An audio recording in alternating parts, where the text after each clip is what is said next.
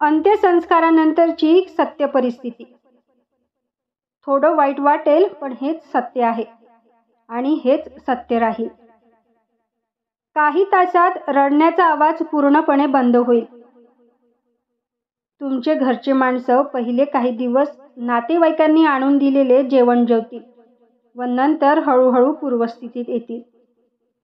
नातवंडे धावत खेळत राहतील. तुमच्या निघून जाण्यानंतर काही लोक तुमच्याबद्दल काही टिप्पणी करतील. दुसऱ्या दिवशी रात्रीच्या जेवणात काही नातेवाईक कमी होतील, तर काही जण भाजीत पुरेसे मीठ नसल्याची तक्रार करतील. जमाव हळूहळू पांगू लागेल. काही दिवसानंतर तुमचे घरचे तुम्ही कमावलेली संपत्ती कशा रीतीने वाटून घ्यायची याची चर्चा सुरू करतील.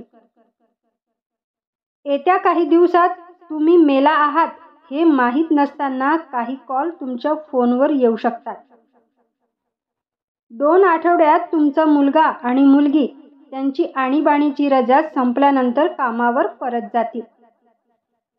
महिन्याअखेरीस तुमचा जोडीदारही कॉमेडी शो पाहून हळूहळू हसायला लागेल.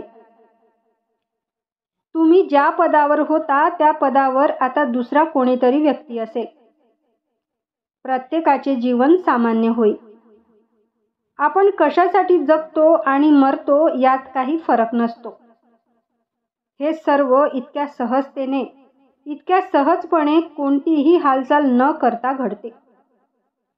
या जगात विस्मयकारक गतीने तुमचे विस्मरण होईल. दरम्यान तुमची प्रथम पुण्यतिथी, प्रथम वर्षश्राद्ध मोठ्या दिमाखात, दणक्यात साजरे केले जाईल.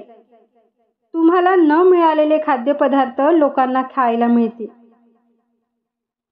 मोठ्या मोठ्या महाराजांची कीर्तने, प्रवचने 5-7 दिवस मोठ्या दिमाखात करतील.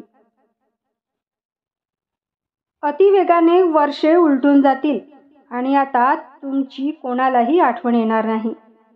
हीच सत्य परिस्थिती आहे. धन्यवाद.